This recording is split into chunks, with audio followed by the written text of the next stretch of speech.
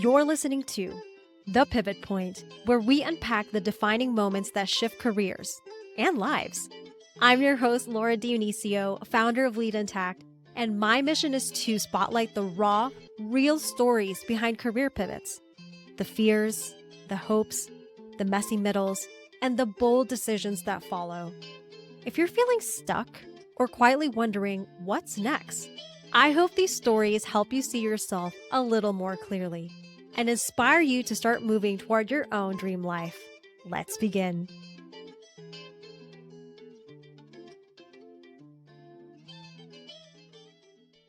Jenny Jansen, the wonderful Jenny Jansen, welcome to the Pivot Point for the 10th time. Thank you, Laura. I'm so glad to be back and here with you again and again and again. And in case you're listening or watching this and you're like, wait, did I miss an episode? No, you did not. It's just that we had thought we recorded one. And then while trying to figure out our technical difficulties here, I don't know. I I've said Jenny's bio like 10 times, but like I am very clear. If I didn't know before, I know very well who I yeah, am now. yeah. But and I will get to her bio for reals this time. And hopefully it's recording this time. I don't know, Jenny. Like We'll see. The we'll see. But I just wanted to share before I do these guest recording, even when I record the solo episodes, I always think about my intention for the episode. And with a guest, I typically ask, what is your intention for our time together? And Jenny, why don't you share what our Well, should I intention share was? the first time or the 12th time? Because I think it's evolved over time, which I think is really cool Fair. because as we come to each present moment, it's almost like the moment invites a new intention. And so I think that's a really great lesson and metaphor for just kind of life in general, first of all. But I think initially my intention, I believe, was just to be of service to whoever's listening. Hope that my story helped people feel a little bit, less alone, or maybe there's a resonance that can inspire someone on their own journey of pivoting. And then, during take like 8 that we're on right now, I'm like, I think I'm just going to bring like a playful fun and we're just going to see what happens next. I think I like that too, because, as we pivot throughout life, it's like sometimes you do just kind of have to surrender and wave the white flag and Yes. let things organically unfold as they're meant to and trust that whatever is happening is divinely timed and it's exactly as it's meant to be. So, Exactly. So I don't typically share the intention, but for this one, it seemed apt to to share our adventure before this one that we're on right this now. week-long adventure of this podcast episode. This podcast episode has been a week in the making, y'all, so get ready, and hopefully it lives up to the The week of hype. intentions that have been set. And then the other thing that happened is I was reading Jenny's bio, but I was pausing in between looking at her and I didn't get a reaction. So I kept going. And then I saw later that she had a reaction. The lag. Oh, good times, good Good times. times. Okay. Here we are. Sometimes there are lags in life, and we have to wait to catch up. Ooh, Look at dropping oh it my on God, my so many lessons in so our experience yes, already, and we haven't even yes. gotten to the podcast. We haven't even got this is the podcast, This is the Jenny. podcast. Okay, here we go. Jenny and I are good friends outside of this, if you couldn't already tell. Okay. Jenny Jansen is a licensed independent social worker of clinical practice and certified adult chair master coach.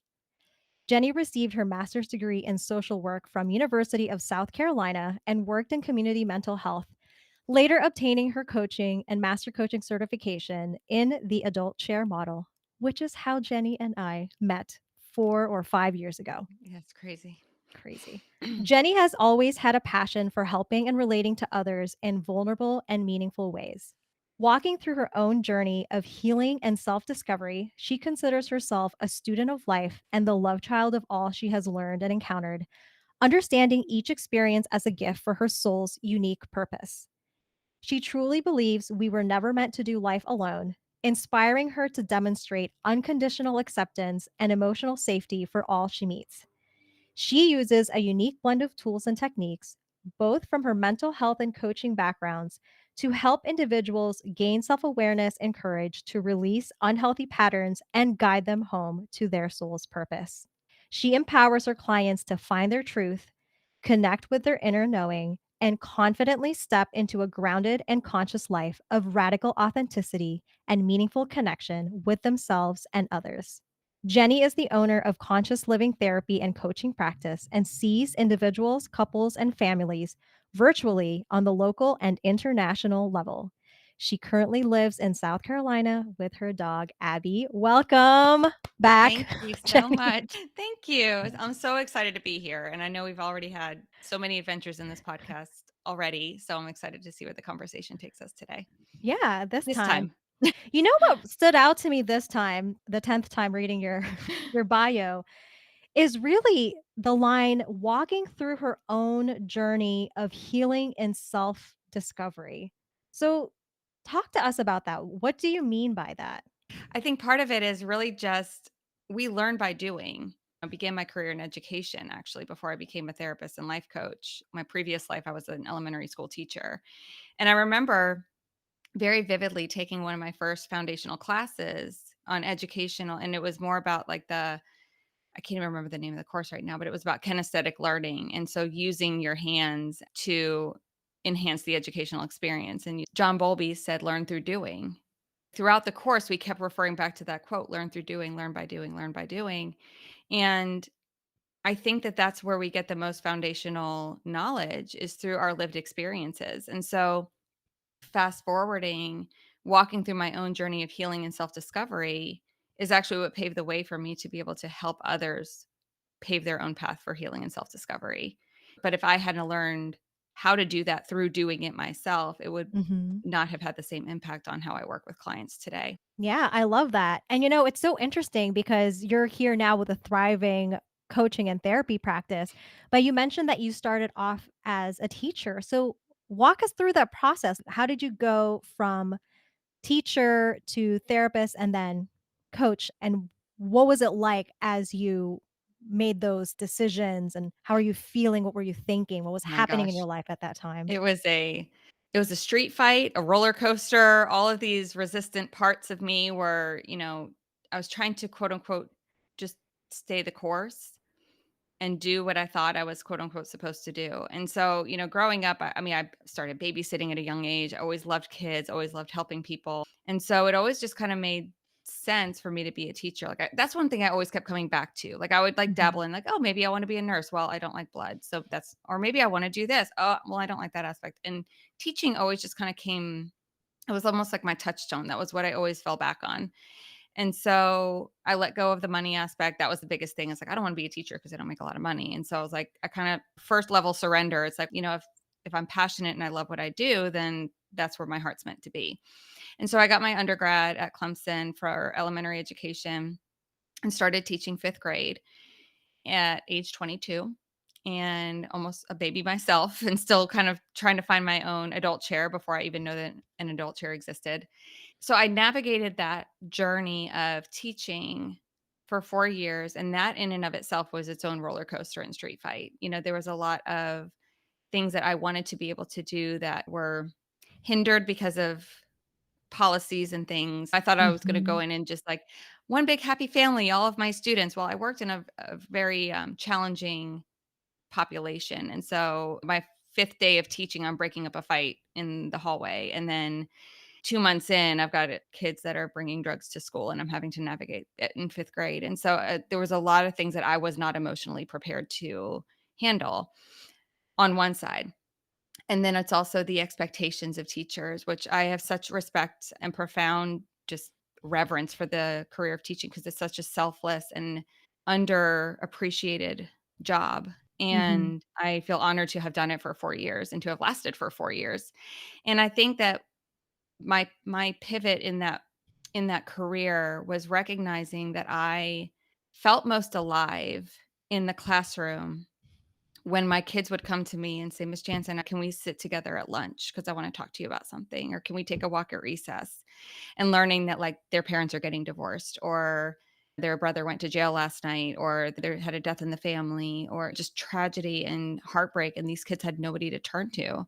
And so I had these such profound, like life giving moments of being able to really just hold space for these kids and guide them through what was some of the most pivotal and heart-wrenching points in their lives. And then I would go back into the classroom and have to teach, like, the layers of the ocean floor or teach algebra to 10-year-olds who aren't gonna need to know that until high school. And so I just felt like my energy was being pulled in so many different ways because I also, by nature, I'm a little bit of a perfectionist, just a teeny bit. And so I Just a always little wanted bit. to achieve and I always wanted to do the right thing. I always wanted to follow the rules and live in my integrity.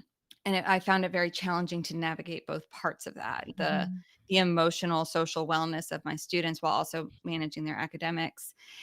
And especially for the kid whose brother went to jail the night before and he's falling asleep in class, it's hard to navigate such challenges. And my heart went out for more the emotional side. And so I started to really just think within myself, like, where do I want to actually put my energy in ways Mhm. that actually fills me up because I was feeling so drained.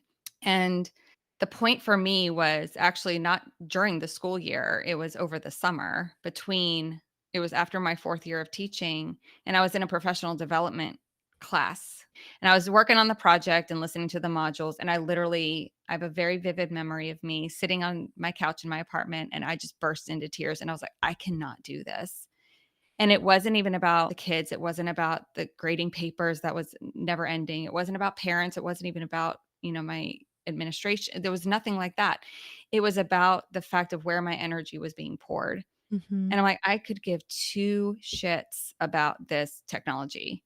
I cared about the hearts of my kids. It was one of those things that it was just draining me so much that I could not be the best version of myself in the classroom because my energy was being drained in other ways, and so oddly enough, I made the decision. I called my principal. I remember going over to her house. It was like the beginning of July or end of June or something like that. And I drove to her house to tell her I was quitting. And she's like, "Do you have a plan?" And I said, "I'm going to go to grad school and I'm going to be a social worker and I'm going to be a therapist."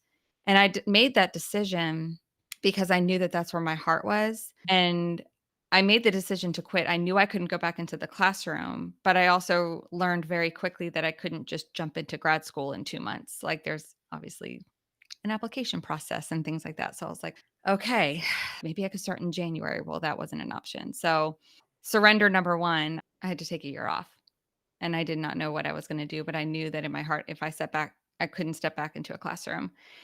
And so that journey though, I love and have such an incredible amount of gratitude for those 4 years because it taught me so much about myself, and it taught me so much about where my heart really wanted to be and ways that I could use my gifts in other areas because I still see myself as a teacher. I just Mm. teach in a different capacity with a different population. It's I kind of love that.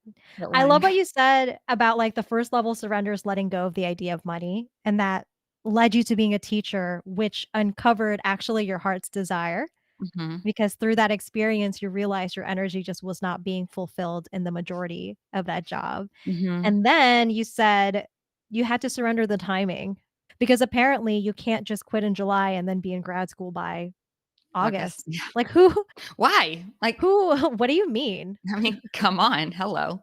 Yeah, so at this point, you had to surrender that 1 year. What was happening Mhm. in that 1 year? Because it sounds like you surrendered the timing, but not the desire, which I think is important for listeners to hear because sometimes we think when things don't go the way we want it to, we think, "Oh, see, it's a sign from the universe that Mhm. I shouldn't do this." Did that ever cross your mind when you couldn't apply when you wanted to? Actually, it didn't. I hadn't even thought about that until you just said that. It's almost like I had a goal and I knew that it's where I needed to be. It just it was like a not yet thing. And I Mm. knew that no matter what happened, like that's where I wanted to be. So I was like, okay, well, I have a year to just exist and to figure things out. And then I will get my application. I had all the deadlines. I had my calendar. Okay, on this day I can apply. First day I can apply, I was applying, Mhm. when do classes open, that kind of thing.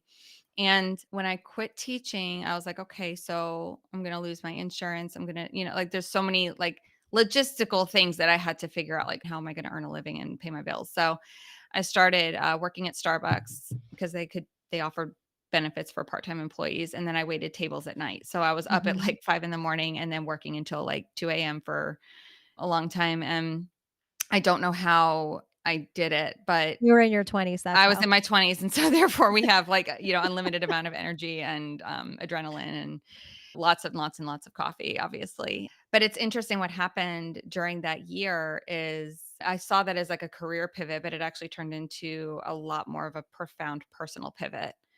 And I was in therapy. I'd been in therapy for a long time, and some things were coming up in therapy that I realized I needed more help with.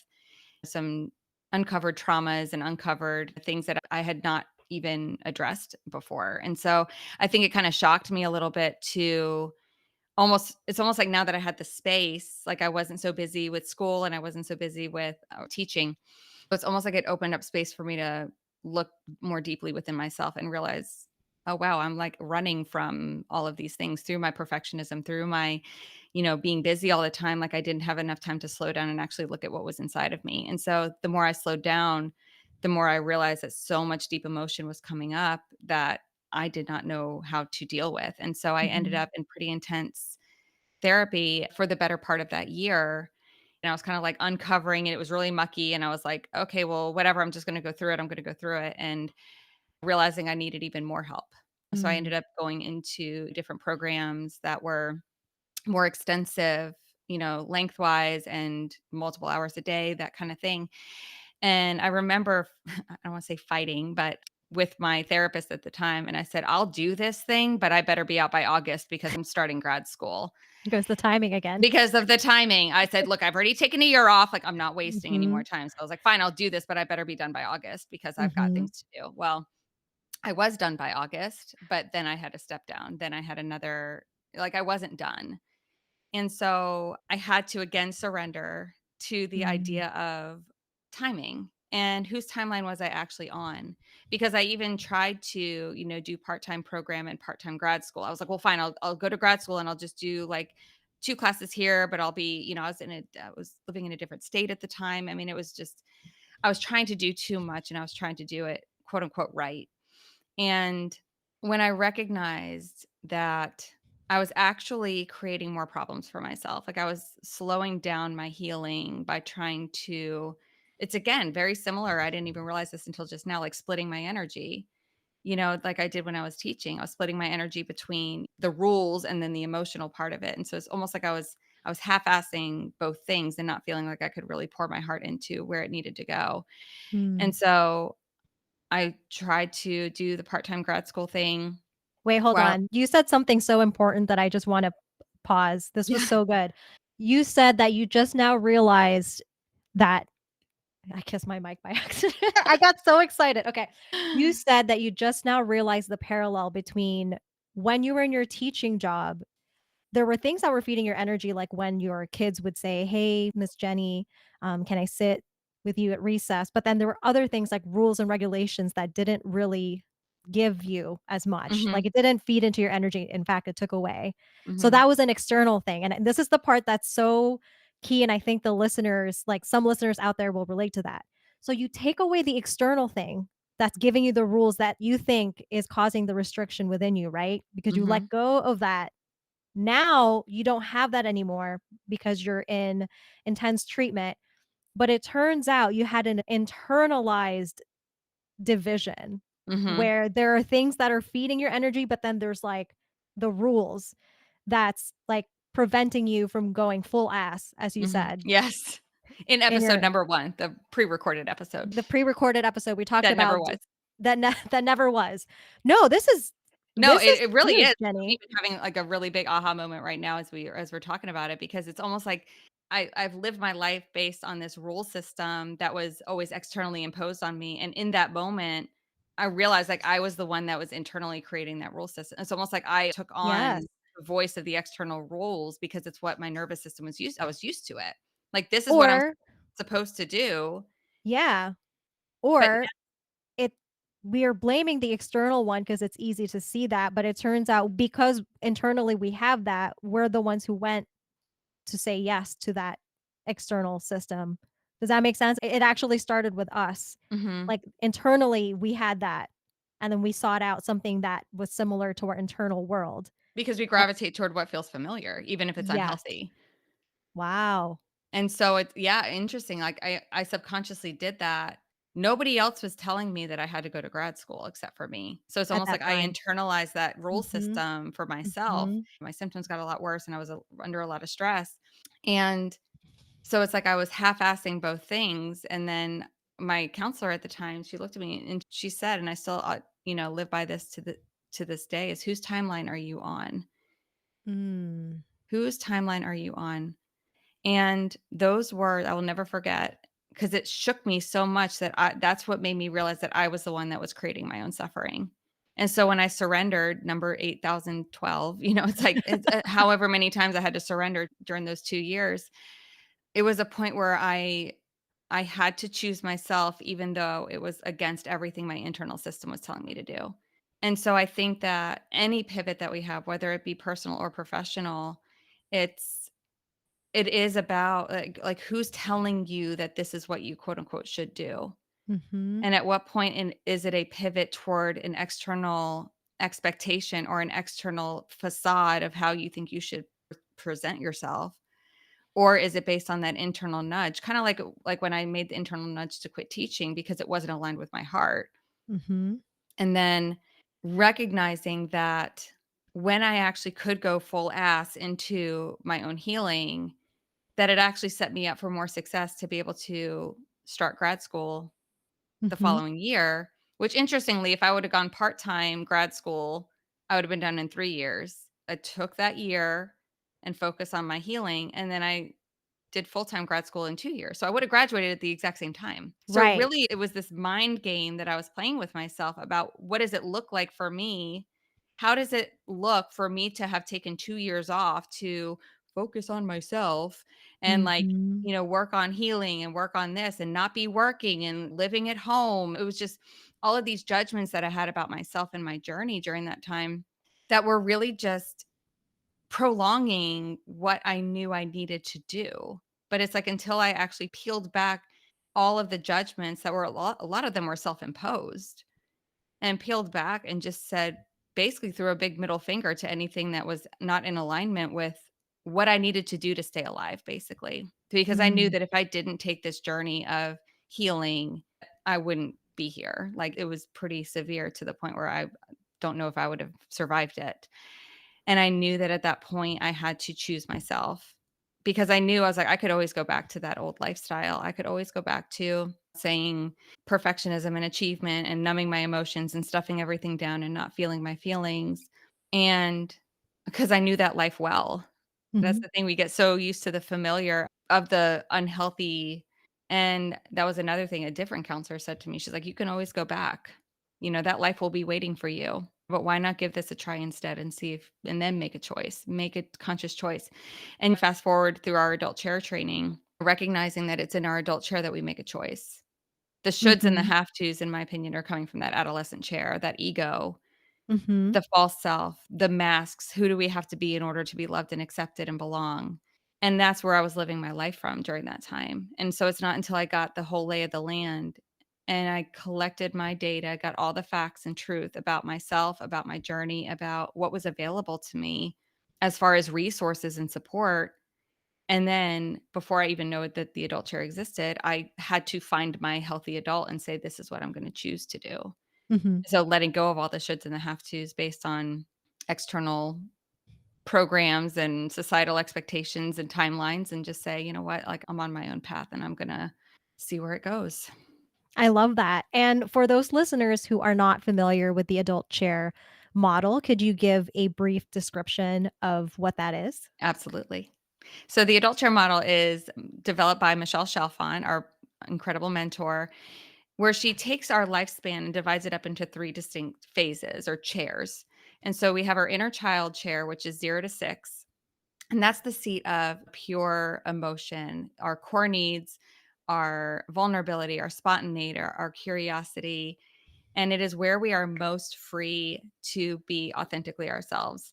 And this is where, if you think about a kid, in the grocery store and they want cookies, like they're going to throw a tantrum. They don't really care what they look like, how they sound, who's affected. They are living purely from that internal need and emotion. The only different, the thing about the child chair that many people don't recognize is like, yeah, it's all fun and beautiful and vulnerable, but we also don't have discernment. And so this is where the seed of the subconscious can actually cause issues for us later in life because we take in everything without discernment. And so we take it all in as truth.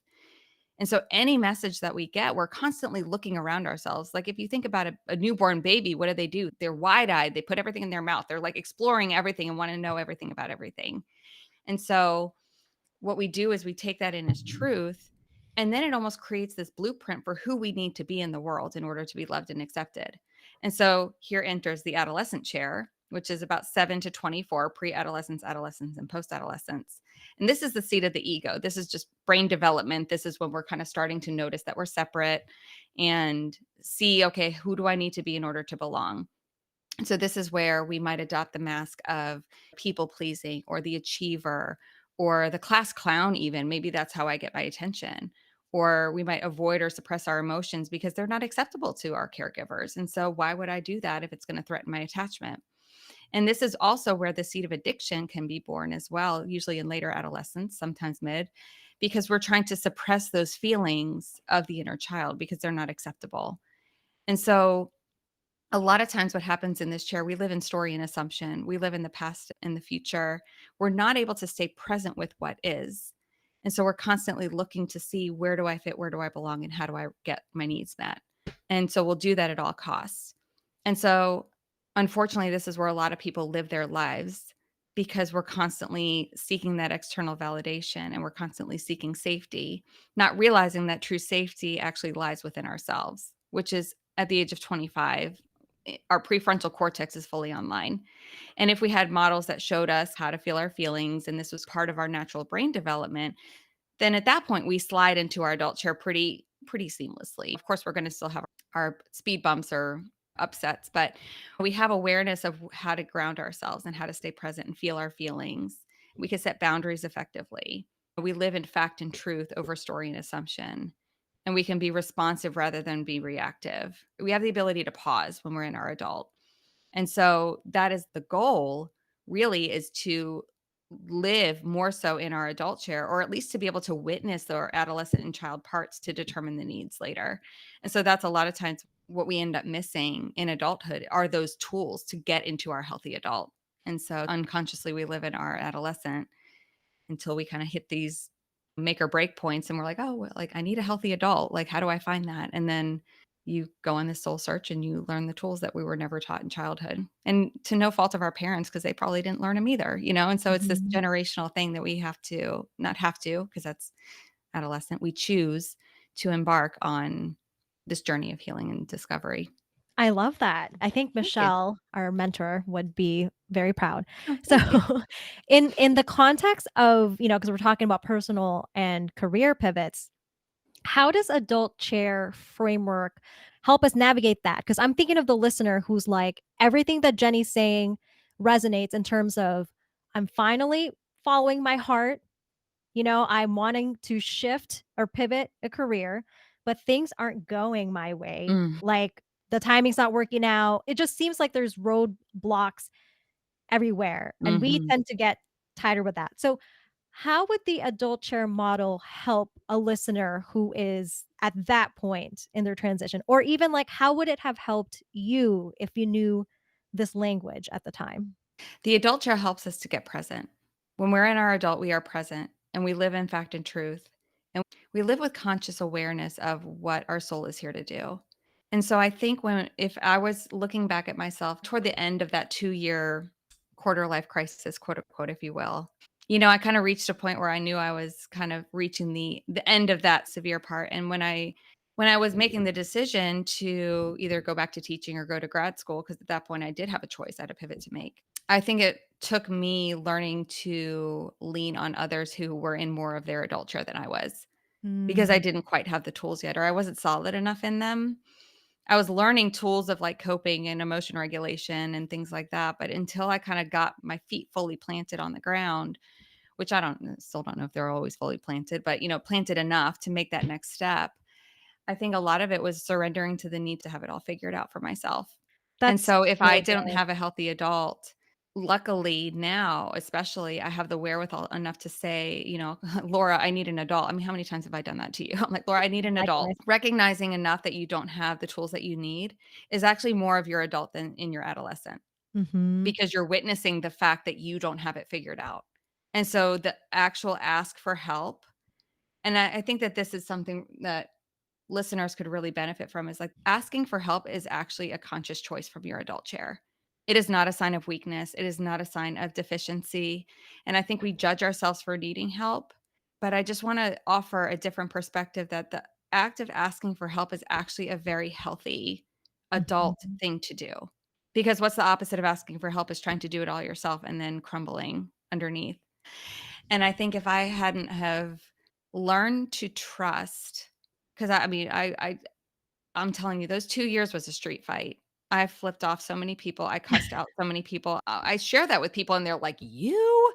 And I'm like, I've not always been, and I still flip people off, but Yeah. sometimes, usually out of love. I'm just like, "Oh, yeah," like, Your love language. It's my love language. It's usually when, like, somebody pushes my buttons and they know that they're calling me out on something that I need to be called out on. It's just kind of like, "Uh-huh, yep, you got me." Yeah. The sign But of love, especially if she flips you off with 2 hands, oh, that's too. I think at one point I even, like, tried to bring my toe up, like, my middle toe. I was like, "Laura, how many ways can I flip you off right now?" But at that point, it's like it was such a street fight for me to learn how to surrender and to receive Mm. and to not have to have it all figured out. I remember just weeping at one point because the first time that I actually admitted, like, "I can't do this," and I was so scared because I have always been a very independent person. Even as a kid, I was the kid that would, like, get sick in the middle of the night and not wake anybody up. And what's interesting is that pattern that carried on, and then when life got harder, as it does as we get older, I still had that belief that I had to do it all myself. And so to dismantle all of these programs that were built in that child chair, it's like that's what we do when we're in our healthy adult, is we have to go back and almost reparent those parts and say, "No, honey, like, it's okay to ask for help. It's okay to need help." And it wasn't until I surrendered and learned to receive that level of help that I was able to more fully access my own adult, because I had models that were helping me to access it. And so in the pivot of, personal pivot, professional pivot, it's like learning to almost get adultier adults on your Mhm. team. Like, you're an adult because 'cause you're making the decision to ask for help, but also it's like I need an adultier adult to, like, help guide me a little bit Yeah. and help you to build that trust within yourself, and once that will reflect back to you.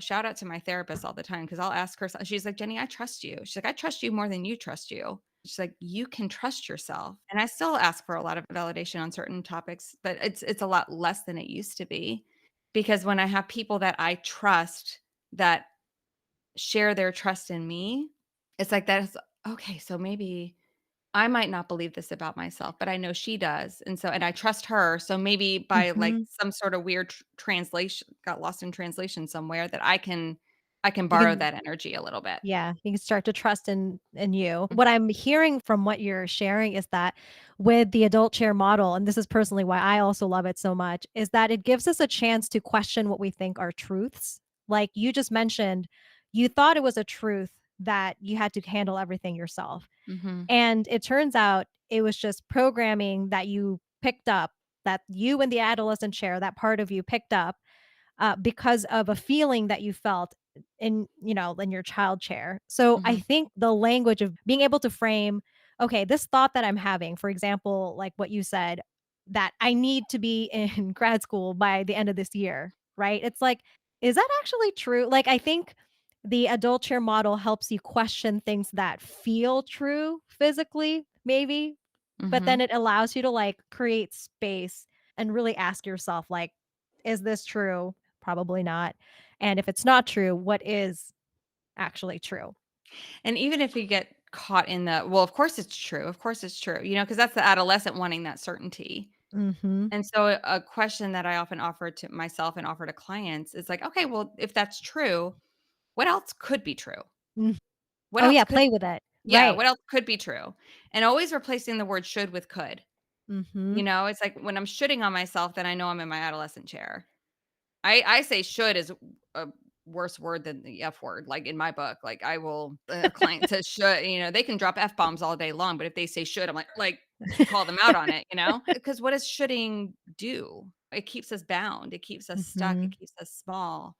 But when Yeah, we it's an open up the idea of expectation. could, like, it expands our possibilities, and I think when we get so narrow-minded on a spec I love shout out to my friend Laura Dionisio, who's "Don't get attached to the plan." Oh, yeah, that's right.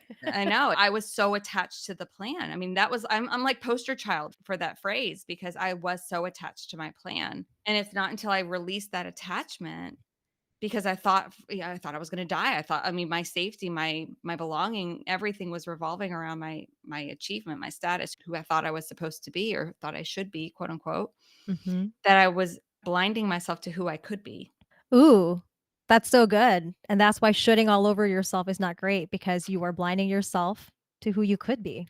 Mhm. I like that. I like that. I just came up with that. You did. Yeah. So, let's kind of fast forward a little bit. So, you're done with the 2 years, you entered grad school, and then you got a job at a social center, is that what you Yeah, community mental health center. community mental So worked for the state okay. in their community mental health center, and I worked with individuals. Sometimes, like, parents would come in or, couples and things like that, but I primarily did individuals and groups, and so I ran Mhm, skills groups and process groups through, dialectical behavior therapy. I was intensively trained, which is a a treatment for very high risk clients that are very, suicidal and, mhm, it gets very, very high risk. So they had to do group once a week and individual once a week, and then they even had access to an after hours for crisis line. They had their own separate line, and so the population that I worked with was pretty challenging, but I loved it, and I loved the skills that I learned and the skills that I mean, I still use them with my clients today as necessary, and because they're just great life skills. And mhm, so that being a foundational piece in teaching groups, I love the group setting and I love just being one-on-one with people. Like, I really felt like there was just a magic that happened. Being in the community mental health center, it opened my eyes to such a wide range of people and with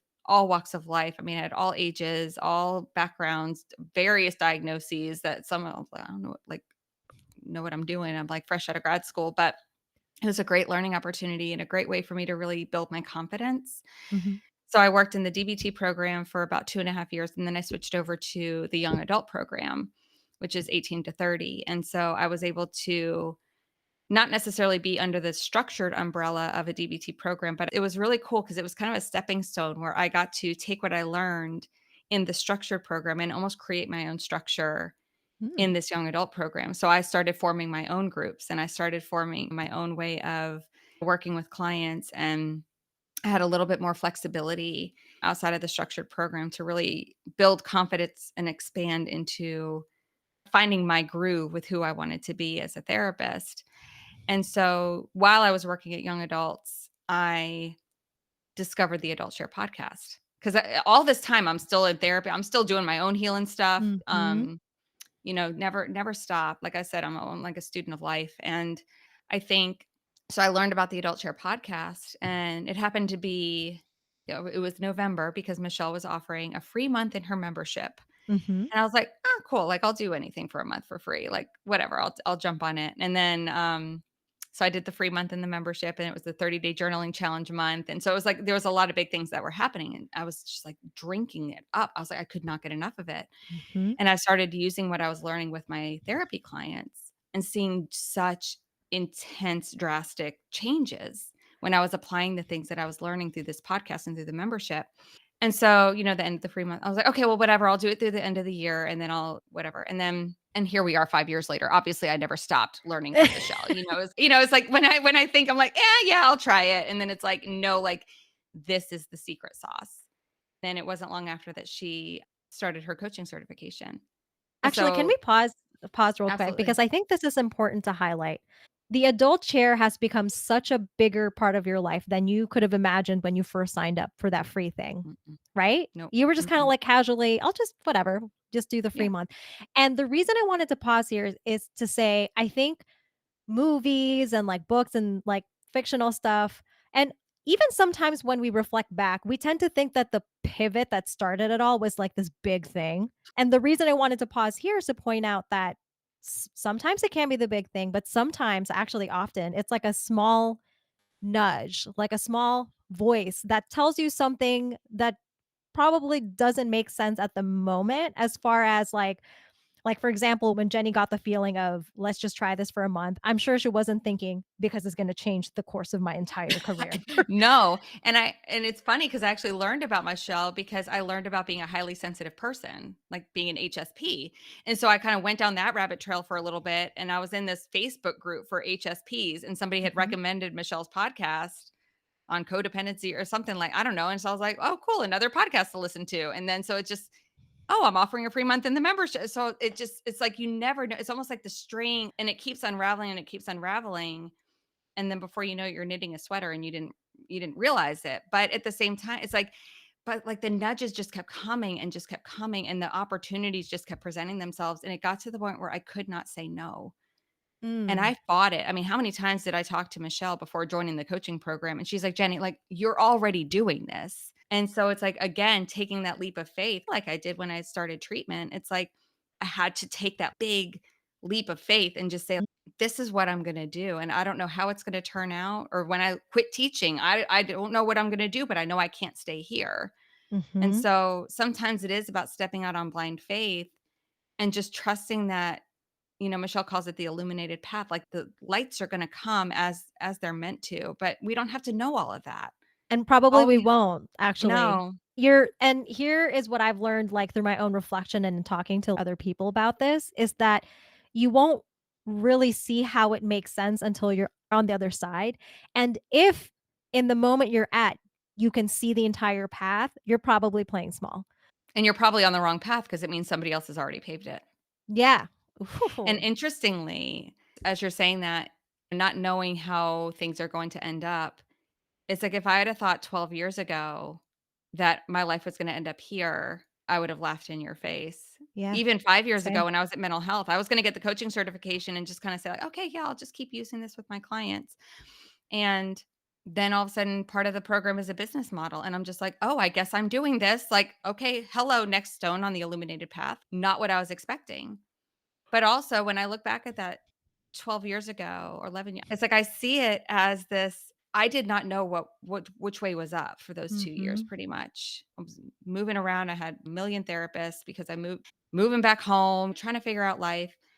But it's interesting that I think about where I am today and how much I get tearful thinking about it, like how much gratitude I had for that younger version of me. Because if it wasn't for her continuing to take step after step, blind faith after blind faith, I would not have learned the lessons that are now serving me in helping my clients heal. Because I had, again, going back to the learn by doing, like I had to learn through doing, and I know that that knowledge now is so embedded in me that there's no book, there's no manual, there's no training, there's no course that can teach me the things that I learned through my own experience.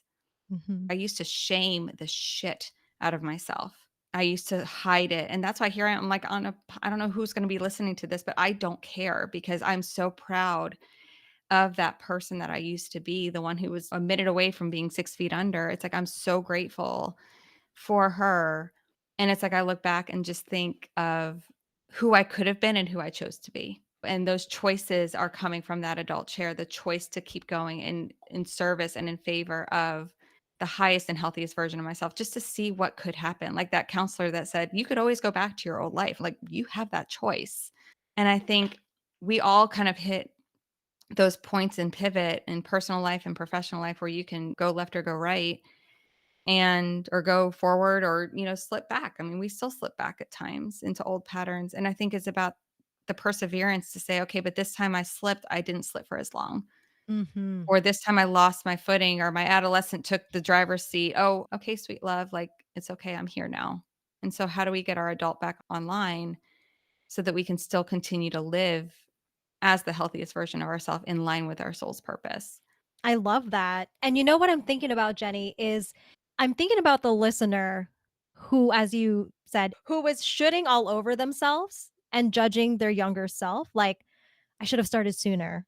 I should have made a different choice. And For one thing, like we were just talking about, you never know how big a seemingly small decision is gonna be until afterwards, so it's a lot easier to see things in hindsight. But on the other hand, what would you say to that listener who was like, "No, but you don't get it, Jenny. I did this one thing, and that was the dumbest mistake I ever could Mm. have done," or, "It's too late for me to start over because I should have done it at the" like, what do you have to say, or what would you tell those listeners who are feeling that way now? First thought that comes to me is that if I had that mentality 12 years ago, I wouldn't be where I am now. And so it's never too late to make a different choice. It's like every single minute that we're alive is an opportunity to pivot. And I think that if you are stuck in a life, in a relationship, in a career, in a pattern, in a habit, in a secret, in an addiction that is draining you, that is sucking the life out of you, it's like that's not what we're here for. Like we are here to live full soul expanded lives. And trusting the divine purpose of what you're here to experience is what you're experiencing. So if you are in that place of being stuck, your soul is meant to be stuck. And so even if you just embrace, I feel stuck right now, because when you're right now, you're in your adult, you're in the present. Mhm, So as soon as you can witness exactly what you're experiencing, exactly what you're feeling, at that point, you can create space to say, okay, this is how I'm feeling right now. And then now what? It's like, what is the impact that has on me? I learned about this framework just recently. It's like the what, so what, now what? What's the issue? So what? What's the impact? Now what's the next step? And so often we get stuck in the what and the so what that we fall into victim. We fall into this idea that like, oh, well, this is just the life that I chose and this is what, mhm, this is what I'm meant to be. But what if it didn't have to be that way? I could have chosen to stay stuck in that life of chaos is really the best way to put it.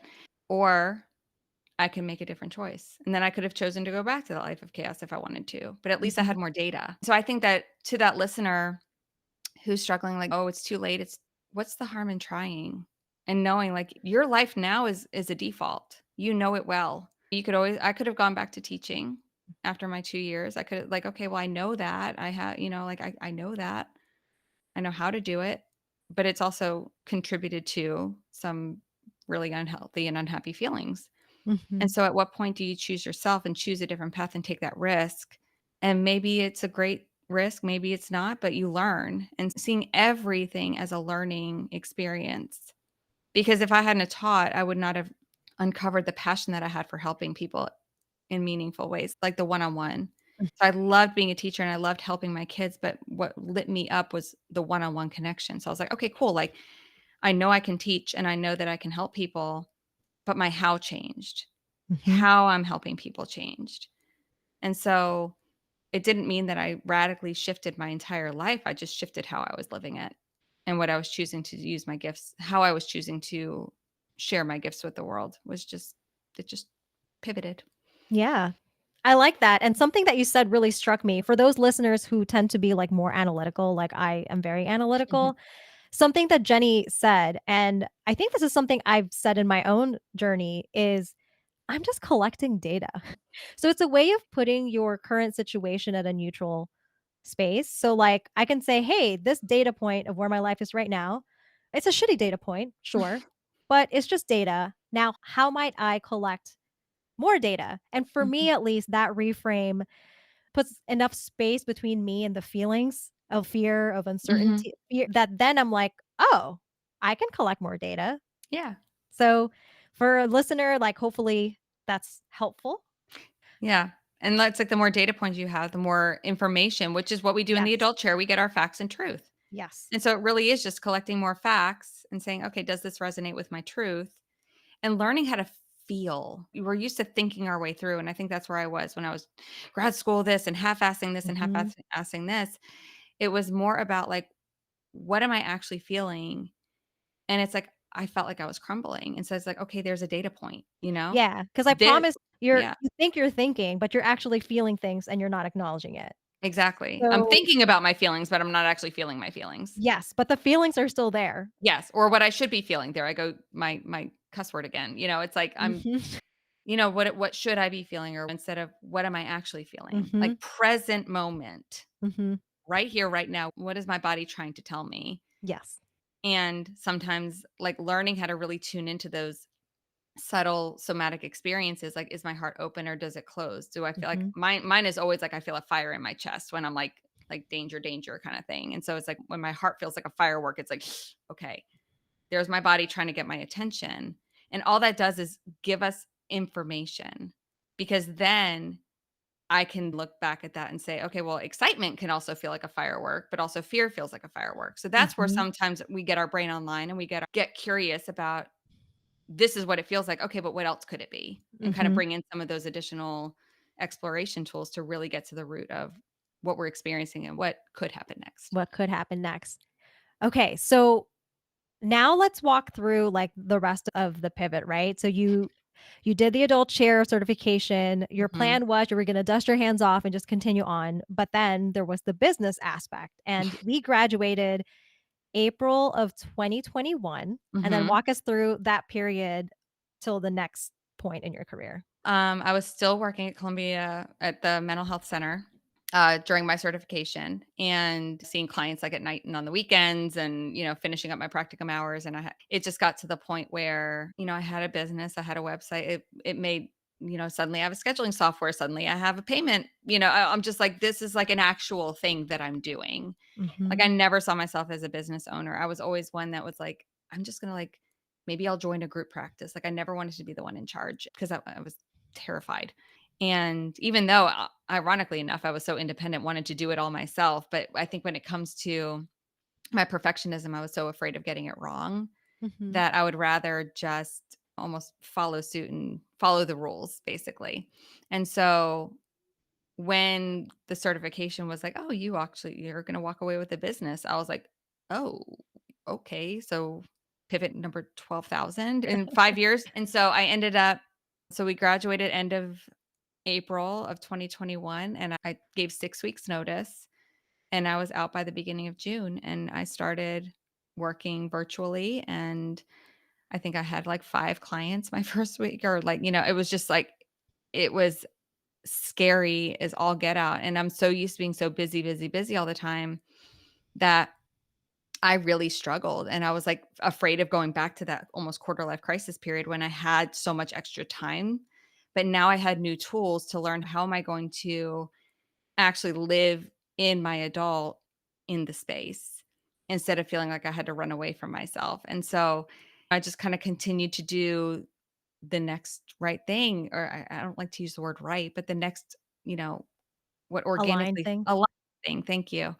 And so I just continued doing what I do, and continued to build my clients, and continued to just be myself, be the self that I was always meant to be. And I felt so empowered and felt so inspired by the work that I was doing, that then became master coach certified and started doing consulting work and mentoring. And again, it's almost like as the opportunities came and I felt the nudge and I felt the calling, you just kind of keep allowing yourself to grow and allowing yourself to expand into this next version of yourself. I've been in private practice on my own for, I guess, for almost 4 years now, and it's been it's been magical, it's been heart-wrenching, it's been really, I mean, there's been a lot of growth opportunities just in this pivot. I know I'm not done pivoting.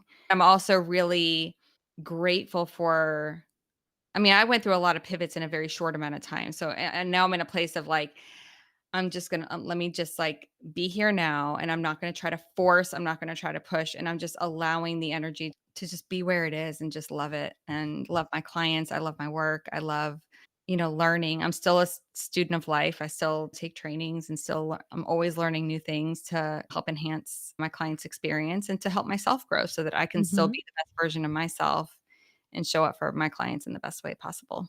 Yeah. By the way, I'm curious because you mentioned that when you first started, you just had 5 clients in a week and you were so used to being busy. Mhm. How does your schedule now compare to when you were working at the mental health center in terms of, like, numbers of clients you see? Well, it's grown, of course, over time. I don't see as many as I saw when I was at mental health. I mean, I was working, 40 hours a week and like pushing that many clients. So I don't see that many, but I feel like the work is more organic. I don't even like to call it work now. Like, I feel like my service and my connections with people are so much more organic that it feels like it did when I was walking with my kids at recess. Mm, It gives me that soul feeling of really connecting with people in meaningful ways and not feeling like I was just like cranking out the next, oh, I got a new one on my schedule. I don't even know who this person is. I feel like the alignment feels so great that even if I do have a super, super full busy week, I feel so nourished and fulfilled afterwards that I know that it's exactly where I'm meant to be. And so yeah. I keep showing up and doing my thing and see what happens next. Yeah, you know what I love, Jenny, is that it seems like where you are right now is like a full circle moment because you originally left teaching because you realized the thing that you love the most is when you had one-on-one time with the kids during recess. Mhm. You just mentioned that. You said that now the entirety of your profession, career, whatever you wanna Mhm. call it, brings that same energy, and before you became a teacher, you had to surrender the idea of making a lot of money. And see, I'm putting Jenny on the spot here because she will never brag about herself, but Jenny, from where you are now compared to where you were 4 years ago, so when you were still working in mental health Mhm. center, you said you're not working as many hours, and from you don't have to give numbers, but from an income standpoint, are you making around the same, Oh, more, like yeah, see? no, Tell us. yeah. I mean, it's exponential, and it's like I hate to say, like, hours equate to income and those kind of things, because to me, it's more about value and energy exchange, and I feel like that's just, to me, the metaphor of where my heart was in the work that I was doing when I was making less. I think my salary and my income kinda reflected where my heart was, and so it's like the more Mm, I expanded my heart into the work that I was doing, it's almost like the money just kind of flowed at the same rate, is really what I can equate it to. And that's what makes me feel like it's not, I know money is a touchy subject for so many people. And I feel or it's a challenging one because it represents our safety and security. And I also invite people to look at the value exchange and the energy exchange and where is my energy going and what is that. And unfortunately, in today's society, we have to put a dollar value on things, and otherwise we wouldn't be able to survive. I think it's about changing the paradigm to value and to energy, and how is my life rich? How is my life richer? mhm. If we want to keep with some of the money lingo, but how is my life richer for having this experience? How is my life richer for changing my career? How is It's not about a financial richness to me, it's more about the richness of the life experience. I like it. And what I'm hearing is basically this whole time you were just following the nudges of your heart, even though the ego and the mind was fighting you Oh, yeah. a lot. And in doing so, you ended up with more time, more money, and a richer life. So, all this to say for the listener who's like, but it seems so scary.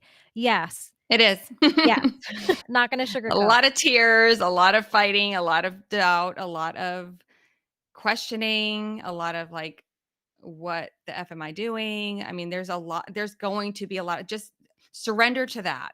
Surrender to that and choose. Oh my god, that's so good. Surrender and choose. And what Yeah. you'll end up with is something you couldn't possibly have ever imagined. It'll Mhm. be better than anything you could have imagined. If you choose that path, you could choose to stay where you are. Yes, if you choose and just in listening to your story, you have to continually choose that path. It's Mhm. not like a one and done. You have to Yep. keep choosing. Jenny, this was so good. Thank you so much for sharing your story for the 10,000th time. I think this is better than the first one. Maybe I it's think it maybe it was was better, divine time. I don't like to say better. We're not judging one or the but it other, but was. okay, I'll let you judge. It's like, yeah. No, I do feel like, obviously there again, trusting the reasoning, trusting the timing. We had to let go of surrendering the timing. There was so much surrendering happening So here. much surrendering. I had to surrender the software. I was like, "But the quality of the audio and video." And it's like, "You know what? Whatever. Yep, yeah, we're just doing it. Gonna We're make just this doing happen. this." If the listener is like, "Oh my god, I'm totally vibing with Jenny and I would love to connect with her," how can people find you? My website is trueconsciousliving.com. And I'm at True Conscious Living on TikTok, Facebook, Instagram. I just cross post everything so you don't have to do all of them. But basically, everything that I have is on my website. I have a blog that I post monthly. Other podcast episodes I've been on are linked there if you want to hear a little bit more on different angles. Although I think this is probably one of the better Oh my ones. But god. just saying. But yeah, anything you want to know about me is on my website. And I'd love to connect with your listeners and see how I could be of service or just to connect and, chit chat. Yeah, I love it. Thank you so much, Jenny, and, till next time, and hopefully this recorded this time. Yes. Fingers crossed. If not, take 10,000. 10,000. Big thanks again to Jenny Jansen for sharing her story so openly. These conversations are such a reminder that no pivot is too messy, too late, or too unconventional. If something she said resonated, don't keep it to yourself. Share this episode with someone you know who needs it. And when you're ready to start your own pivot, head to www.leadintact.com for free resources or book a free 20-minute call with me. I'm here for you.